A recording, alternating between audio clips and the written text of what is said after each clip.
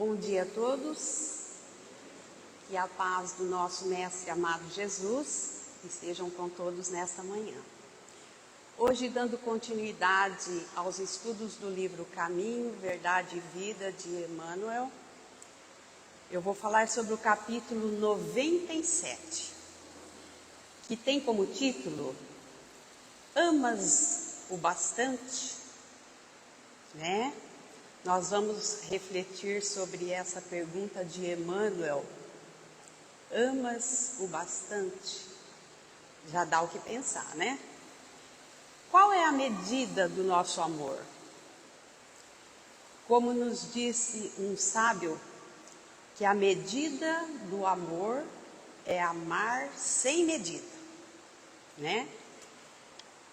Nós estamos sempre à procura de um amor que não se esgote, que não falte, porque o nosso ainda é uma fonte pouco explorada. Nós não cavamos ainda tão fundo para encontrarmos esse manancial que não cessa jamais de jorrar em nós. Por vezes, o nosso amor oscila, por vezes ele ainda nos falta, fazendo com que a gente sinta um deserto, né? Especialmente quando não temos um retorno, né? O nosso amor, ele está muito associado numa espécie de retorno. E Emmanuel, mesmo no livro Fonte Viva, ele nos diz que nós não amamos propriamente o outro. Nós nos amamos no outro, né? Olha aí.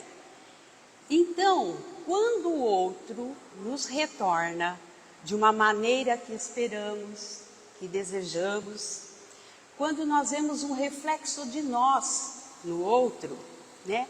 Esse amor, ele flui nos pensamentos que ele tem, né? Nas posturas que ele tem, nas opiniões. Então a gente sente esse afeto, esse amor, quando temos o retorno. Mas é só o outro começar a mudar as suas posturas, as suas opiniões, aí esse afeto que parecia um tremendo amor, né, começa a se arrefecer. Isso nos mostra o quanto o nosso amor é projeção de nós mesmos, né? Então, a gente ama as circunstâncias, né, que nos são favoráveis. Mas quando a vida nos mostra circunstâncias diferentes, nós nos revoltamos. Nós temos ainda um manancial finito de amor, né? O nosso pensamento de amor, de amar, nós não conseguimos mantê-lo sempre, né? É de acordo com aquilo que a gente quer. Está acontecendo tudo que nos é favorável, aí a gente ama, não é?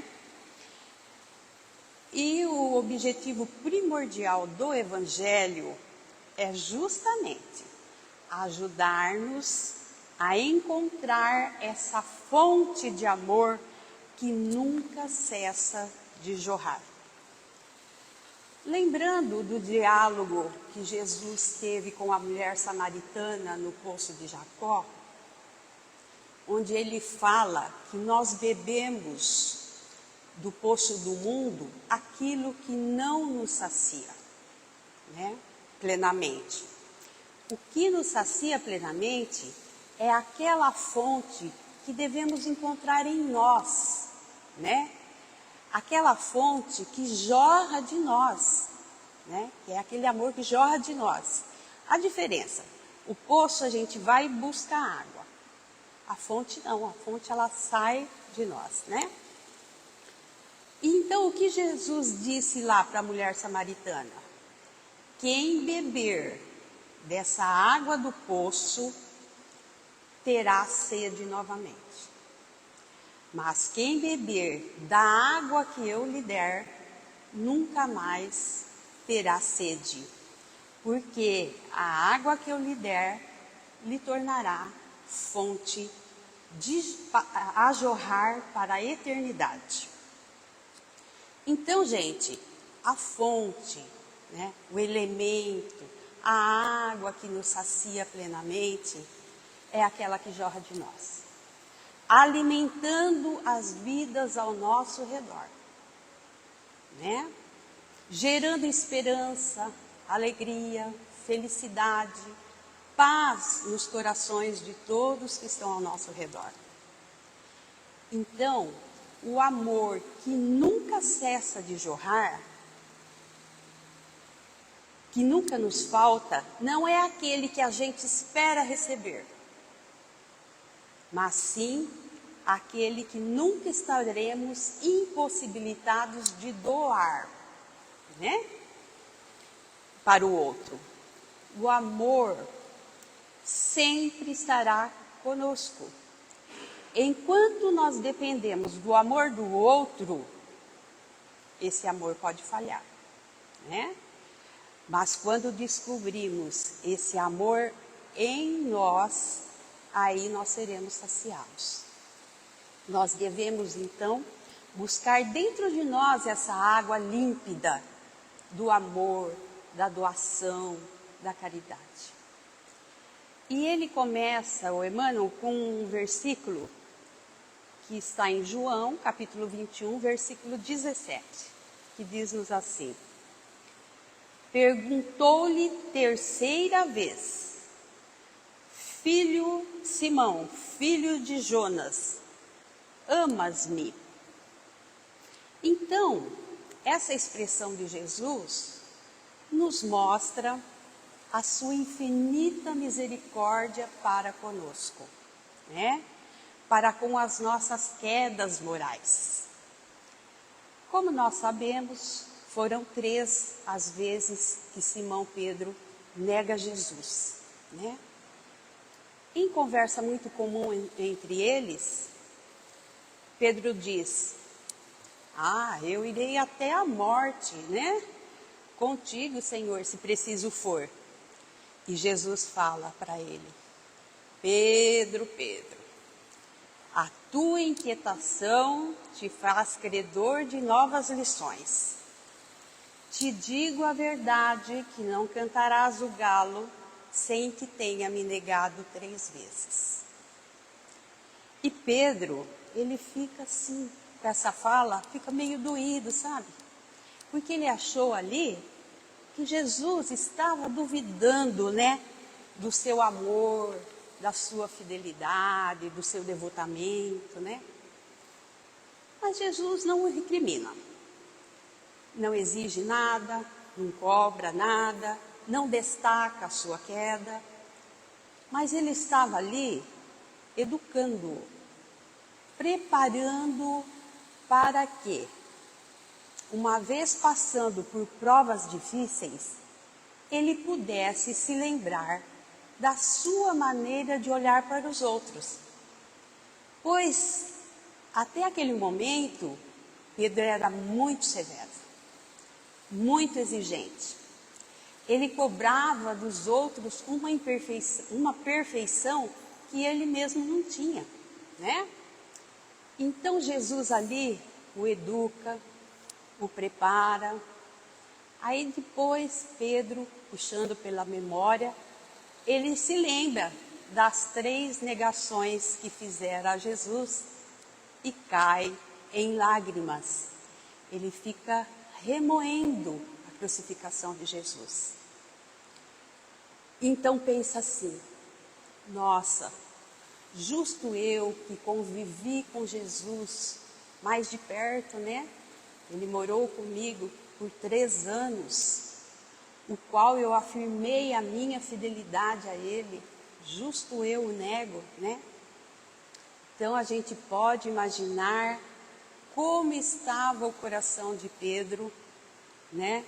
Após a crucificação. O remorso, a dor, a angústia que ele trazia consigo, né? ele sabia que Jesus não o condenava, né? Que o perdoava, que o compreendia. Mas, gente, a sua consciência não o deixava em paz. Porque diante das nossas quedas, o amor cobrirá a multidão dos pecados, disse Jesus. Então, Jesus pede para Pedro afirmar por 3 vezes o seu amor por ele. Buscar o seu amor, né? Porque diante de cada falha nossa, reafirmemos o amor, para que consigamos seguir adiante.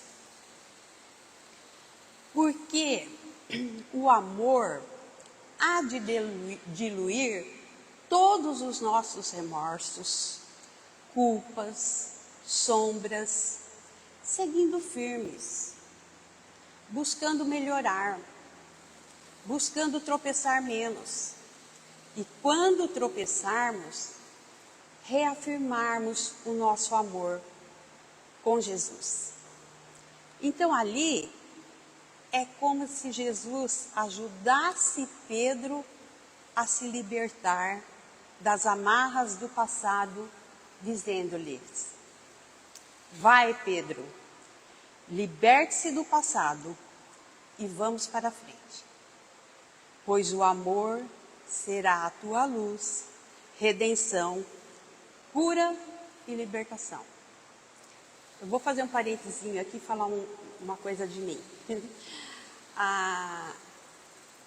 Quando eu estava lendo aqui, eu me lembrei que há alguns anos, graças a Deus hoje eu estou melhorzinha, quando eu tropeçava, quando eu me equivocava, quando eu errava, eu tinha uma dificuldade de me perdoar, de esquecer aquilo, ficava me remoendo, que nem ali o Pedro, né? E aonde eu ia? No ombro da Dona Val. Pena ela não estar aqui hoje. E ela falava sempre: Silvia, passa uma borracha no passado. Segue adiante. Vira a página, né, Douglas? Vira a página. Segue adiante. Passa uma borracha. Se perdoe. Procure não errar. Cultive mais o amor. Então, a Dona Val me ajudava muito. Aí eu fui conseguindo melhorar. É isso aí que eu queria passar, né? Vamos lá. Então, nós sigamos com Jesus, né? Como disse Paulo, tudo posso naquele que me fortalece, né? Gente, e nós? Quantas vezes temos negado Jesus? Inúmeras. Todas as vezes que optamos pelo caminho das ilusões, do ódio, das paixões, nós estaremos negando Jesus, né? Então ele faz essa pergunta também para cada um de nós: amas-me? E faz-nos buscar lá no nosso íntimo um sim. Sim, Jesus, eu o amo. Mas não um sim da boca para fora, mas um sim que represente um compromisso do nosso ser com a renovação e com o amor. E ele começa o capítulo dizendo-nos: aos aprendizes menos avisados, é estranhável que Jesus houvesse indagado do apóstolo por 3 vezes quanto à segurança do seu amor. O próprio Simão Pedro, ouvindo a interrogação repetida, entristecera-se, supondo que o mestre suspeitasse de seus sentimentos mais íntimos. Então, Pedro, naquele momento, não entendera por que Jesus perguntara por 3 vezes se ele o amava. Mas, naturalmente, depois, puxando pela memória, ele lembra das 3 negações que fizeram. E responde para Jesus: Tu sabes de todas as coisas, Senhor, e sabes que eu te amo. E realmente, gente, ele amava Jesus. Mas devido à sua invigilância, que toma conta do seu campo interior, ele nega Jesus. Mas aí começa a grande escola de Pedro, né? A casa do caminho, a grande escola do serviço evangélico, né? Porque não há escola melhor para desenvolver a nossa capacidade de amar, de ampliar os celeiros em nós, do que a escola do serviço. Porque amar, nós temos dificuldade. Mas servir, não. Servir é possível. E é na escola do servir que o amor se engrandece, que o amor transborda. A escola do sentimento, né? E Emmanuel continua. Contudo, o ensinamento é mais profundo. Naquele instante, confiava-lhe Jesus o ministério da cooperação nos serviços redentores. O pescador de Cafarnaum ia contribuir na elevação dos seus tutelados do mundo, ia apostolizar, alcançando valores novos para a vida eterna. Então, Pedro, ele assume ali, né, pela própria experiências e qualidades que ele tinha, o pai espiritual do cristianismo, né? Pedro foi a rocha de sustentação do cristianismo. Ele, que era intransigente, ele foi se tornando equilibrado, conciliando a capacidade de tranquilizar os ânimos e foi se transformando naquele que Jesus esperava dele. O pastor que apacentou as ovelhas no momento mais difíceis do cristianismo. Quando Jesus pergunta do seu amor, ele afirma o seu amor. E Jesus lhe diz: então, Pedro, apacenta as minhas ovelhas, porque é a melhor maneira de mostrar o seu amor por mim. Então, gente, a melhor maneira de mostrarmos o nosso amor por Ele é vê-lo na figura do nosso próximo, do nosso irmão, né? Apacentar, trazer a paz, estabelecer a paz e o equilíbrio na vida de todos. E ele fala mais um pouquinho. Muito significativa, portanto, a pergunta do Senhor nesse particular. Jesus não pede informação ao discípulo com respeito aos raciocínios que lhe eram peculiares. Não deseja inteirar-se dos conhecimentos do colaborador relativamente a ele, não reclama compromissos formal. Pretende saber apenas se Pedro ama, deixando perceber que, com o amor, as demais dificuldades se resolvem. Se o discípulo possui suficiente provisão dessa essência divina, a tarefa mais dura converte-se em apostolado de bênçãos promissoras. Então, para adentrarmos na seara do Cristo, não importa o tanto de conhecimento que a gente tenha, não, né? Basta ofertar as migalhas da boa vontade, da sinceridade que possamos ter, né? Pois o resto é trabalho do tempo, com o auxílio de Jesus e com o esforço de cada um, né? Porque Jesus, ele não seleciona tarefeiros, São os tarefeiros que se apresentam e ele os qualifica, transformam com o esforço de cada um serviço